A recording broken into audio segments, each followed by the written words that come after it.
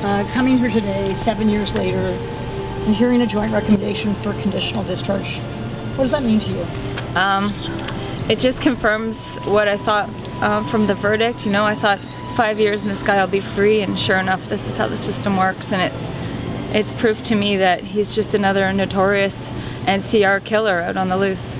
My son will never spend a moment with his father. He doesn't even know his dad. Like, where's the equality and equity and fairness in any of the system? It's hard to hear about all the favors and luxuries he gets, and then I'm left behind. NCR may mean not criminally responsible by law, but you still remain a thief, a dangerous driver, and a murderer in my eyes. Receiving a conditional discharge after a mere 5 years is a joke. You killed my husband, Ryan Russell, 7.5 years ago, and I get the life sentence to live without him, and my son will spend his whole life never knowing his father. The health systems made up of lawyers, doctors, and panel members say their primary concern is to protect the public. Well, my family is a member of the public, and not once have our pleas been heard or our rights been respected. My experience thus far has shown me that this system works entirely for the benefit of criminals with complete disregard for victims and their families. I am disgusted that I am the one that has to make a request in advance to find out what new freedoms are being sought in order to prepare myself. Here I am on July 11th, finally hearing back that I'm expected to provide a victim impact statement in advance, but I am not extended that same courtesy.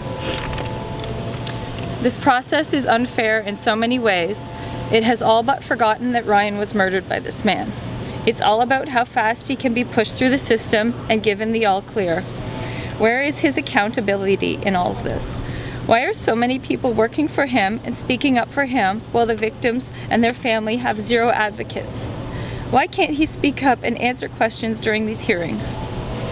If he is so rehabilitated and so ready to be part of the society again, why is it impossible for him to apologize? All he does is hide and cower behind doctors and lawyers. It's pathetic. I can't imagine the millions of taxpayers' money that have been wasted on him.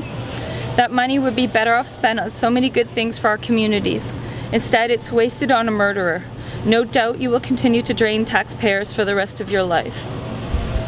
It's a shame that this panel and these lawyers never sat through your trial to see just how violent and menacing you are, to hear the many crimes you've committed, to hear how my husband was brave enough to try to stop you and you killed him and left him there to die alone on a street. To actually hear my husband's radio call and his last words, and hear how you drove that snowplow so recklessly.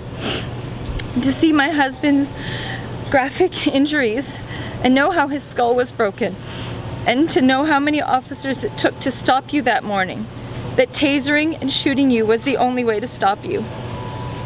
And when you woke up in the hospital, the first thing you did was ask to see yourself on TV.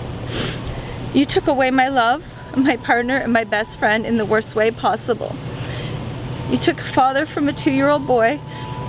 My son will never remember his dad. And yes, he knows about his dad and about you, and I certainly feel how this will impact him. It's so unfair. You may be getting your freedom, but you will always be a monster hiding amongst us. I don't even know where he lives. And the Crown said to me, well, that's not your concern.